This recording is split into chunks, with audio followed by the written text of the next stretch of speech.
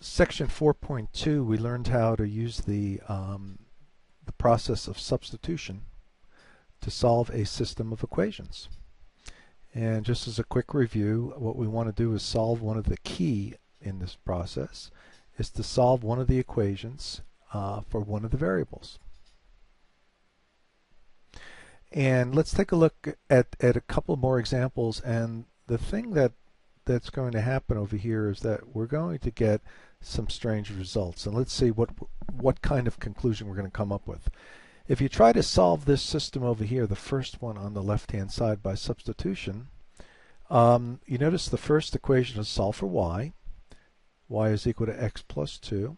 So what I'm going to do in the second equation, I'm going to plug in x plus 2 for y. And this is a really easy one, so we get x equals x plus 2 minus 2. Combining like terms, simplifying the right-hand side, I wind up with x is equal to x. That's very strange. 2's cancel out. And I'm trying to solve for x, so I get my x's on one side. I get minus x and minus x. And so I wind up with something even stranger, which is 0 equals 0.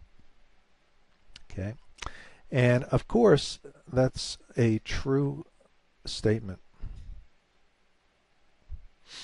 So since I wind up with something, I've done all these legal algebraic manipulations, and I wind up with, not only did I lose my variable completely, but I wound up with a true sentence.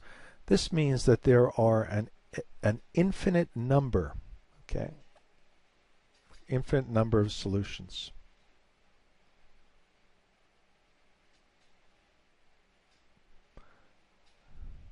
And if you remember from section 4.1, when we solved the from graph, we solved the syst system by graphing. These two will be the same line. These are just really different forms of the same equation or the same line. Okay, and in this case, we get an infinite number of solutions. Let's take a look at another example that also gives us strange results. I want to solve the system y equals x plus 2 and x equals y minus 3. Once again, the first equation is already solved for y, so I'm going to replace in the second equation what y is equal to. Y is equal to x plus 2 minus 3.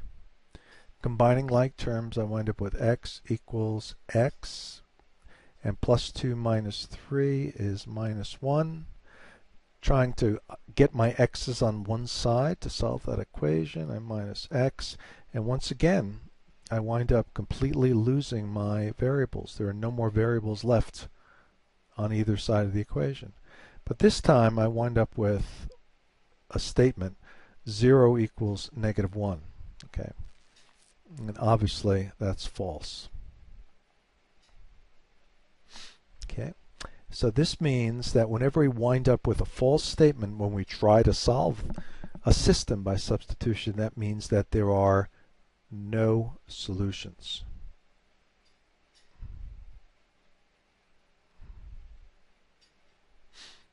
And we say that the solution set is the empty set because there are no answers. If you remember from when we graphed two lines that came up where we didn't find a solution, in section 4.1, that meant that the lines were parallel. So if we were to graph these two lines, they would wind up to have graphs that are, the lines would actually be parallel, and we wind up with no solutions. So those are the two strange types of results we can get. An infinite number of solutions, which means that any point on either one of these any point on one of the lines will be, either line will be a solution for the other one. So we have an infinite number of solutions, an infinite number of points, or two lines that are parallel, we wind up with no solutions.